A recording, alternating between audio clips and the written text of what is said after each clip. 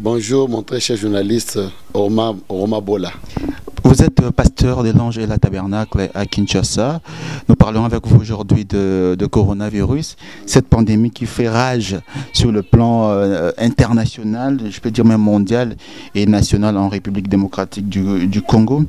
Pasteur, est-ce qu'un enfant de Dieu baptisé du Saint-Esprit peut-il mourir de coronavirus? Je dis oui. Il peut mourir du Covid-19 parce que c'est une maladie comme toutes les autres maladies. En commençant par la Bible, dans Job 14, on nous dit que l'homme né de la femme, sa vie est courte, sans cesse agitée. Il est né, il est coupé comme une fleur, il fuit et disparaît comme une ombre. Maintenant, les prophètes nous parlent dans l'année des jubilés, prêché en 54 soirs, paragraphe 104. Il dit: la chose capitale que vous pouvez faire, c'est de venir à Jésus-Christ. Peu importe ce que vous avez à faire, qu'y a-t-il de plus important que d'être né de nouveau? Chacun de vous sait qu'un jour, vous serez un crâne et un tas d'os gissant sous une couche de cette argile par ici. Toi aussi, Cyril, que vous êtes assis ici ce soir, vous vous dirigez vers cela, c'est vrai. Combien devriez-vous alors être sincère? C'est vous cela. Ce que je veux dire, peut-être que vous pourriez partir dans une ère. L'année prochaine, à cette époque, dans les 12 prochains mois, il se peut qu'il n'y ait même plus un morceau de chair sur vos os. Il se peut que dans les 20 prochaines minutes, qu'il n'y ait plus un brin de vie dans votre corps. Et alors, à partir de ce moment-là, jusqu'à ce que les âges perpétuels prennent fin, il n'y aura jamais. L'état dans lequel vous vous en allez, c'est l'état dans lequel vous demeuriez pour toujours. Ça, c'est les prophètes. Au point 100, ici dit, si vous êtes tiède, frère, c'est la position la plus dangereuse que vous puissiez occuper. C'est d'être tiède. Jésus a dit, sois chaud ou froid, sois pour moi de tout ton cœur ou sois contre moi. Si vous menez simplement une vie assez bonne, cela ne vaudra jamais rien. Les ayants de votre propre justice ne résisteraient pas au jour du jugement, c'est vrai. Vous dites, eh bien, je suis membre d'une église. Ça n'a rien à voir avec la chose. Je crois que vous devriez appartenir à une église. C'est très bien, mais cela n'a rien à voir avec les salés. Ça veut dire que l'église ne sauve pas. Aujourd'hui, les gens ont peur du Covid-19, mais n'ont pas peur du péché. Frère Branham a dit, ça ne dépend pas de quelle mort où vous allez mourir, mais le problème, c'est être baptisé du Saint-Esprit. C'est ça la chose capitale. Si vous êtes baptisé du Saint-Esprit, tu es prêt à répondre à l'appel. Nous chantons en disant, lorsqu'elle est Seigneur m'appellera, j'entendrai. Ça veut dire c'est d'être prêt pour répondre à l'appel de Dieu. C'est ça la chose capitale. Aujourd'hui, les gens n'ont pas peur du péché, j'insiste, mais ils n'ont pas peur. Ils n'ont pas peur du péché, mais ils ont peur du coronavirus. Une chose qui peut tuer seulement le corps, mais pas l'âme. Voyez. Chaque enfant de Dieu, écoutez aussi l'écriture de Frère Branham, dans la prédication, l'influence, prêché en 103, le 3 août 103, au point 48, il dit, je connais un homme dans le monde aujourd'hui, un homme bien également, un homme bon, un prédicateur de la parole, je dirais un vrai frère. Je lui ai parlé il n'y a pas longtemps, il continuait à éprouver des sensations. Il a fondé tout son ministère sur des sensations. Maintenant, il baptisait pour la vie éternelle, disant que les gens ne vont pas mourir. Je crains qu'il ne se retrouve dans une situation si délicate qu'il n'en reviendra plus. Voyez, parce que c'est faux. L'homme né de la femme, sa vie est courte, sans cesse agitée. Et les vivants savent qu'il doit mourir. Ça, c'est Frère Branham. Et nous savons qu'il est réservé aux hommes de mourir une seule fois, après quoi vient le jugement. Donc, nous savons qu'il nous faut mourir. Il y avait un prédicateur qui disait à ses croyants, vous vivrez pour la vie éternelle, dans ces corps ici, vous vivrez pour la vie éternelle. Frère Branham a dit, c'est faux. Voyez. Au point 50, il dit, je ne voudrais pas vivre dans cette maison de pestiférée que j'habite. Ça, c'est Frère Branham. Vous connaissez la peste. voyez, c'est un corps qui a plusieurs maladies. Même coronavirus, c'est vraiment, oui, c'est parmi les pestes. Coronavirus, c'est parmi les pestes. Maintenant, je ne voudrais pas vivre dans ces corps de pestiférés que j'habite. Ça attrape chaque maladie qui passe. C'est fait, banam. J'aimerais en avoir une qui n'est pas faite de main, qui est conçue par Dieu, qui n'est pas une plante hybride comme celle-ci. J'aimerais en avoir une qui a été faite des mains de Dieu, qui n'est ni les maladies, ni les afflictions, ni la mort, ne peut pas les toucher bien. N'importe quand il m'appellera, je serai prêt. Voyez, moi, je n'ai pas, vous ne m'avez pas me poser beaucoup de questions en disant de quelle mort je vais mourir. Ça veut dire, Dieu peut me prendre par les poisons, par l'accident, par l'égorgement, par coronavirus. Par coronavirus. Voyez, n'importe quelle maladie. Fabien m'appelle ce corps, c'est le corps des pestiférés. Voyez, un corps qui a plusieurs maladies qui doivent frapper. Si le Seigneur m'appelle par n'importe quel moyen, je suis prêt à partir. Donc, ça ne sert à rien même de prier pour les gens qui souffrent de coronavirus? Non, non, prier, c'est notre devoir de prier. Voyez, Dieu guérit toutes les maladies. S'il a accepté de guérir, il guérit. Mais si le Seigneur avait déjà prévu que je vais mourir par coronavirus, ou bien tu vas mourir par coronavirus, tu vas mourir. Dans la Bible, on a dit dans Marc 16 que nous, les croyants, nous mangerons des choses empoisonnées, ça ne fera pas aucun mal. Mais il y a des hommes de Dieu, des véritables enfants de Dieu qui meurent du poison. Les accidents, de quoi et quoi. Si le Seigneur a déjà prévu que tu passeras par peut-être poison, l'accident, coronavirus, tu passeras. Nous vous avons vu quand même, pasteur, récemment, il y a une dizaine de jours, sur une montagne non loin de Kinshasa, prier justement pour cette maladie de coronavirus. Mais ce qui a attiré l'attention de plus d'un, c'est beaucoup plus de vous avoir porté des sacs en raffia. On s'est dit, ça c'est pas de la fétiche ou de la magie, ce que le pasteur a fait là, avec justement quelques membres de son église. Oui, ce n'est pas de la magie ou de comment les gens pensent, c'est biblique, c'est depuis la Bible. La Bible nous dit dans Jérémie 4, 8, il dit, c'est pourquoi couvrez-vous des sacs, pleurez et gémissez, car la colère ardente de l'Éternel ne se détourne pas de nous. 9. En ces jours-là, dit l'Éternel, les rois et les chefs perdront courage. Les sacrificateurs seront étonnés et les prophètes stupéfaits. Nous voyons Trump, il a pleuré. La reine d'Angleterre, elle a pleuré. Beaucoup de présidents de l'Europe ailleurs, ils ont pleuré à cause de cette pandémie coronavirus.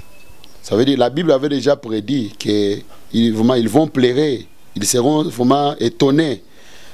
Nous les voyons. Maintenant, la Bible nous concerne, nous les croyants. Il dit, couvrez-vous des sacs, pleurez et gémissez, car la colère ardente de l'Éternel ne se détourne pas de nous. Cette maladie, c'est la colère de Dieu, la punition de Dieu. Vous voyez, aujourd'hui, le péché a atteint même le niveau de Sodome et Gomorrhe, plus que même cela. Nous voyons, on consacre le mariage d'un homme avec un homme. Il y a beaucoup de lesbiennes. Le monde est pourri. Vous voyez quelqu'un, il y a un président de l'Europe, je pense, qui a épousé une femme à l'âge de sa maman.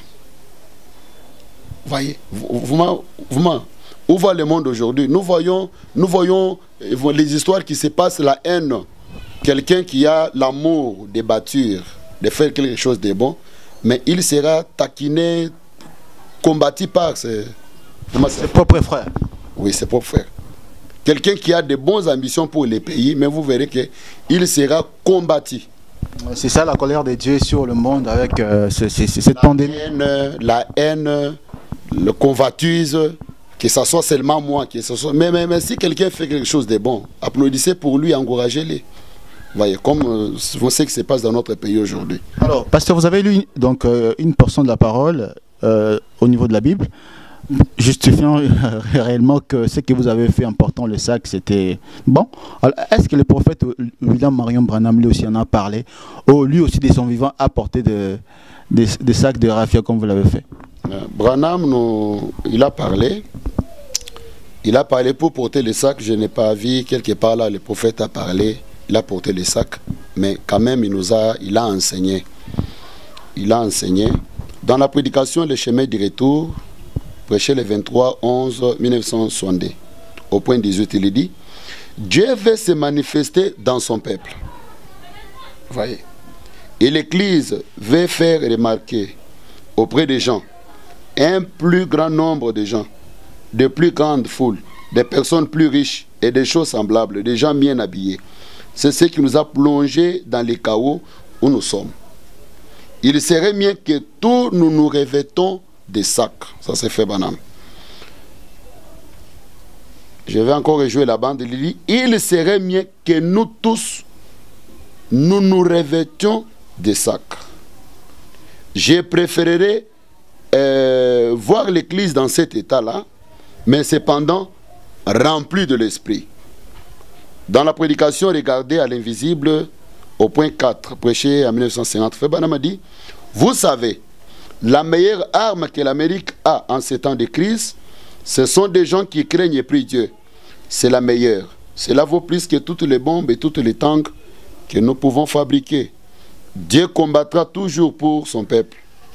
Si toute cette nation pouvait d'un commun accord se jeter devant Dieu, vêtis de sacs et couverts de cendres de la repentance, et revenir au sentier à l'ancienne mode que nos aïeux avaient emprunté, il ne nous arriverait aucun mal. Ça, c'est Frère Branham.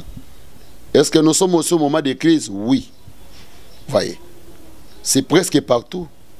Ici, nous voyons vraiment vous n'avez fait qu'appliquer la parole de Dieu. La parole de Dieu, oui. Voyez. Le prophète continue, il dit, il n'y a rien d'aussi puissant que la prière. C'est Dieu qui vraiment, oui. Vous voyez qu'il faut vraiment dire, la prière dépasse tout ce que nous pouvons faire, les masques, quoi que ce soit. Vous voyez, la prière dépasse toutes ces choses-là. Comme nos aïeux David, Mardoché, lorsque Israël était menacé, Mardoché avait porté les sacs. Quand vous êtes critiqué du fait que vous ayez porté le sac, qu'est-ce que vous ressentez au fond de vous? Moi, ça me fait mal parce que c'est l'habitude de croire du message. Souvent, j'ai remarqué dans les mots du message, les gens ne prient pas. Beaucoup négligent la prière. Tandis que nous, l'épouses, nous avons le devoir d'intercéder pour ces pays, pour le monde entier. Parce que Frère Branham dit dans la voie à laquelle Dieu a pourvu pour la guérison, il dit qu'on peut même fabriquer les masques. Ça ne peut pas produire rien. Les autres pouvaient même fuir dans les caves, sous-sol. Ils seront toujours contaminés. Frère Branham dit, nous pouvons même appliquer les infectants. Ça ne fera absolument rien. Frère Branham dit, la seule voie que Dieu a tracée, c'est le sang du Seigneur Jésus-Christ. Voyez. Maintenant, nous, l'épouse, nous sommes les rachats de ce sang. Ça veut dire, nous avons de la valeur plus que même le sang du Seigneur Jésus-Christ. Quand quelqu'un part au marché pour acheter le véhicule ou bien une parcelle, ça veut dire que la parcelle a la valeur de plus que l'argent qu'il donne. Nous, nous sommes les rachetés. Les rachats du sang du Seigneur Jésus-Christ. Nous avons le valeur de plus que le sang. Nous pouvons nous tenir debout et parler à Dieu. Maintenant, au lieu que l'épouse soit unie dans la prière pour intercéder, parce que la Bible dit que nous, l'Église, l'épouse, on ne passera jamais à la tribulation.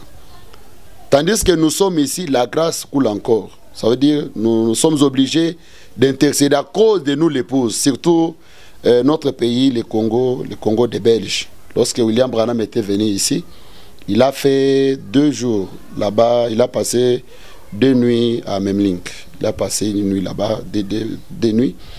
Et après avoir passé 2 nuits, il a pris l'avion en Ndolo pour traverser vers Brazzaville. Parce qu'ici, il était interdit de prêcher par les Belges. Vous avez vu la puissance qui accompagnait cet homme. Ils ont dit, si cet homme prêche ici, il va démolir nos forces. Maintenant, ils ont refusé à William Branham de prêcher dans cette ville. Non, bref. Oui, pendant que le prophète était dans l'avion, en train de traverser, il a vu beaucoup de champignons. Et une voix lui a dit, l'épouse sera nombreuse dans cette ville. Même en Amérique, on n'a jamais écrit les messages de Frère Branham comme ici au centre de l'Afrique, en RDC, dans notre pays. Allez partout en Brazzaville, partout, vous trouverez que ici nous avons une grâce particulière. Il y a beaucoup de gens qui croient, même en Amérique, Branham, on ne lui avait pas écrit comme ici au Congo. Donc vous avez une part de responsabilité de plaider pour la cause de personnes par rapport à cette maladie. À cause de l'épouse ici, l'épouse doit s'élever, vraiment, dans ces moments de crise, se jeter, vraiment, demander la grâce de Dieu, le pardon pour les pays, parce qu'il y a eu beaucoup de péchés, les poisons, les trahisons. À cause de toutes ces choses-là, c'est pourquoi le Seigneur est en train de punir l'Amérique, Europe et autres. Maintenant, nous ne voulons pas que cela puisse entrer ici. C'est pourquoi je me suis mobilisé avec quelques membres de mon église, portant des sacs, pour intercéder pour notre pays, implorer la grâce de Dieu, afin que Dieu nous fasse vraiment grâce. Parce que vous voyez, ici, nous vivons comme des animaux. Nous vivons comme des animaux, vraiment. Les choses qui se passent ici, si réellement... cette maladie est ici. Si ce n'est pas la grâce de Dieu, je sais qu'on va mourir à mal. Pasteur Étienne Luaba, merci beaucoup. Nous savons que la maladie est ici, comme les autorités l'ont dit. C'est question maintenant que Dieu nous fasse seulement grâce. Hein? Oui, oui. C'est pourquoi nous sommes là en train d'implorer la grâce de Dieu pour le pays. Merci beaucoup, pasteur Étienne Luaba. Je rappelle que vous êtes pasteur à l'église L'Ange et la Tabernacle de Kinshasa. Merci. Merci beaucoup.